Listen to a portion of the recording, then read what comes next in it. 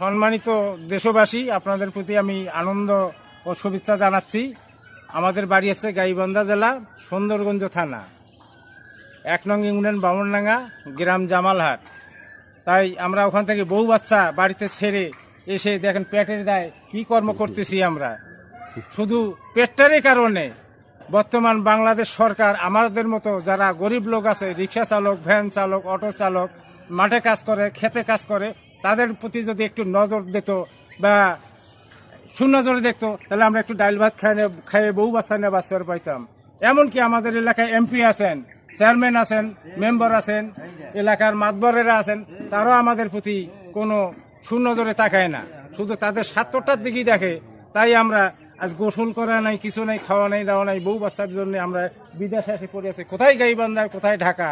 তাহলে দেশবাসী আপনারা দেখুন আমরা কি কাজ করি, আপনারা একটা নিজের চোখেই দেখুন, ভালো করে দেখুন আমরা কি কাজ করি। তাহলে আমরা কত অসহায়।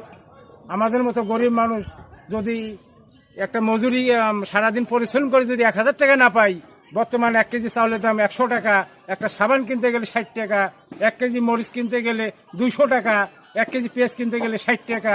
তাহলে আমরা গরিব মানুষ কি খায় বাঁচবো বলেন? একটা কাপড় কিনতে পারি না, ভালো একটা লুঙ্গি পরতে পারি না, বউ বাচ্চাকে একটা জামা দিতে পারি না। তাহলে এই সব আমাদেরও একটা শখ শান্তি, আমরাও তো একটা মানুষ, আমাদেরও তো একটা মন আছে।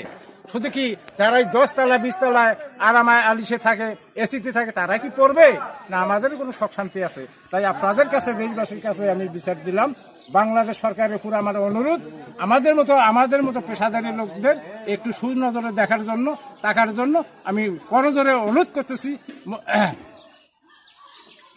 বর্তমান সরকার তারেক জিয়া স্যারের কাছে আমি বলতেছি, সে আমাদের মতো শ্রমিক যারা আছে তাদের প্রতি যেন ইউনিয়নে গ্রামে চেয়ারম্যান এমপি মহোদয়ের মাধ্যম দিয়ে আমাদের মতো মানুষের জন্য কিছু একটা সুব্যবস্থা করে।